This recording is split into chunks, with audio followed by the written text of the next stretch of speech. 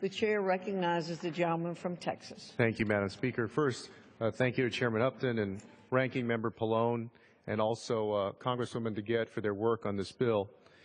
My amendment seeks to ensure that when the NIH reports on its retention of young scientists, it includes data specifically related to women and other underrepresented minority populations in the scientific community. With that, Madam Speaker, I reserve the balance of my time. The gentleman from Texas reserves. The gentleman. In that there's no, is there any member wishing to claim opposition to the amendment? If not, can I claim the time on our side? Madam Speaker. I'm sorry. Without objection, the gentleman from Michigan is recognized for 5 minutes. And Madam Speaker, we support this amendment. I think that it's important. It would include underrepresented individuals in the sciences in the NIH report on efforts to attract, retain, and develop emerging scientists. It's important to ensure that the NIH is indeed focused on including all qualified individuals dedicated to finding cures. I know no one that is opposed to this amendment. We support it, and I appreciate your hard work on this and look forward to having it be part of the process as it moves forward. And I yield back the balance of my time. The gentleman from Michigan yields back. The gentleman from Texas is recognized. Madam Speaker, I'd like to yield 1 minute to the ranking member, Frank Pallone from New Jersey. The gentleman from New Jersey is recognized.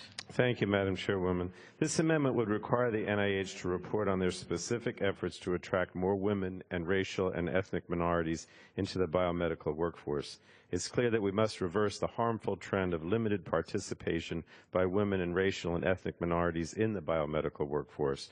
To remain the world's leader in research, we must encourage the best and brightest from all populations to pursue biomedical research careers. Without robust participation by women and ethnic minorities, we risk losing our position as having the best biomedical workforce in the world. And so I urge my colleagues to vote yes on this amendment. I yield back. The gentleman yields back. The gentleman from Texas is recognized. Thank you, Mr. Speaker. I'd like to yield a minute to my colleague from Texas, Sheila Jackson-Lee. Gentlewoman from Texas is recognized for 1 minute. I thank the gentleman very much. It gives me an opportunity to not only thank the gentleman for his very astute amendment, but to thank the sponsors of this bill, from Mr. Pallone, Mr. Green, Ms. DeGette, Mr. Upton, and all the work that has been done.